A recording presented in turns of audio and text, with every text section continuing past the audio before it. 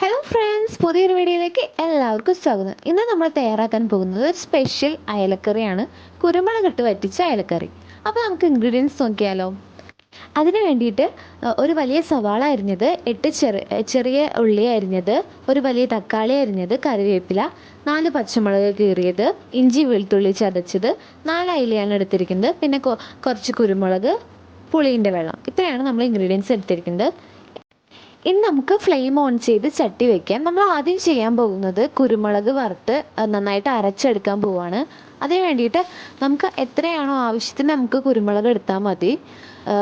അയലൊക്കെ അനുസരിച്ച് കുരുമുളക് എടുക്കാം. എന്നിട്ട് അത് നമുക്ക് നന്നായിട്ട് ഡ്രൈ ആക്കിയതിന് ശേഷം നന്നായിട്ട് മിക്സിയിൽ കുറച്ച് വെള്ളം ചേർത്ത് അരച്ചെടുക്കാം. അപ്പോൾ ഇവിടെ നന്നായിട്ട് അരച്ച് നല്ല പേസ്റ്റ് ആക്കിയിട്ടുണ്ട്. നല്ലോണം പേസ്റ്റ് ആക്കണം, തരികളില്ലാണ്ട്. ഇനി നമുക്ക് അതേ ചട്ടിയിലേക്ക് കുറച്ച് വെളിച്ചെണ്ണ ചേർത്ത് കൊടുക്കാം. ആദ്യം ചെറിയ ഉള്ളി ഇട്ട് നന്നായിട്ടൊന്ന് വഴറ്റി കൊടുക്കാം.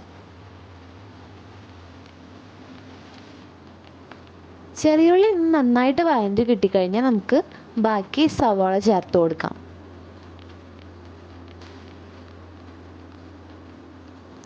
അല്പം ഉപ്പ് ചേർത്ത് നന്നായിട്ട് മിക്സ് ചെയ്ത് കൊടുക്കാം. സവാളയൊക്കെ നന്നായിട്ട് സോഫ്റ്റ് ആവുന്നത് വരെ വഴറ്റണം.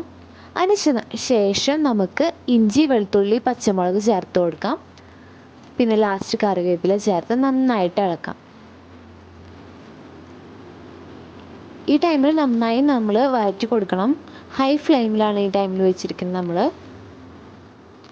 ഇത് നല്ലോണം വഴറ്റിയതിന് ശേഷം നമുക്ക് പൊടികൾ ചേർത്ത് കൊടുക്കാം. അതിന് വേണ്ടിയിട്ട് 1/2 ടേബിൾ സ്പൂൺ മഞ്ഞൾപ്പൊടി, 1 ടേബിൾ സ്പൂൺ മല്ലിപ്പൊടി ചേർത്ത് നമുക്ക് നന്നായിട്ട് മിക്സ് ചെയ്യാം. നമ്മളിതിൽ മുളക് പൊടി ചേർക്കുന്നില്ല. ഇതിൻ്റെ ഒരു ഹൈലൈറ്റ് എന്ന് പറയുന്നത് കുരുമുളക് പൊടിയാണ്. പിന്നെ നമുക്ക് കുരുമുളക് അരച്ച് വെച്ചത് നമുക്കിതിൽ ചേർത്ത് കൊടുക്കാം.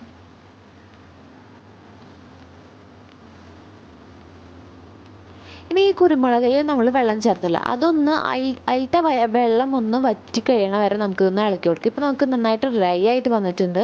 ഇനി നമുക്ക് തക്കാളി ചേർത്ത് കൊടുക്കാം. തക്കാളി നന്നായിട്ട് വാടി കിട്ടുന്ന വരെ നമ്മൾ വഴറ്റി കൊടുക്കണം. അപ്പോൾ തക്കാളിയൊക്കെ നന്നായിട്ട് വാടി വന്നിട്ടുണ്ട്. ഇനി നമുക്ക് ഈ ടൈമിൽ പുളിവെള്ളം ചേർത്ത് കൊടുക്കാം.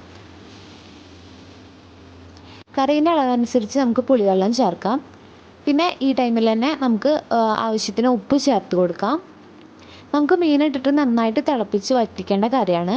അപ്പോൾ വെള്ളം കുറവാണെങ്കിൽ നമുക്ക് വെള്ളം ചേർത്ത് കൊടുക്കാം. എന്നിട്ട് ഹൈ ഫ്ലെയിമിലാണ്, നമ്മൾ പൊടി ഇടുന്ന ടൈമിൽ മാത്രമാണ് ലോ ഫ്ലെയിമിൽ വയ്ക്കുന്നുള്ളൂ. ബാക്കിയുള്ള സമയത്ത് ഹൈ ഫ്ലെയിമാണ്. അപ്പോൾ ലാസ്റ്റ് കുറച്ച് വെളിച്ചെണ്ണ ചേർത്ത് കൊടുത്തിട്ടുണ്ട്. അപ്പോൾ ഒരു 10 മിനിറ്റ് ഹൈ ഫ്ലെയിമിൽ വെച്ചിട്ട് നന്നായിട്ട് തിള വന്നിട്ടുണ്ട്. ഇനി നമുക്ക് മീൻ ചേർത്ത് കൊടുക്കാം. കറി നന്നായി തിളച്ചതിന് ശേഷം മീനിട്ട് കൊടുക്കുന്നതാണ് നല്ലത്.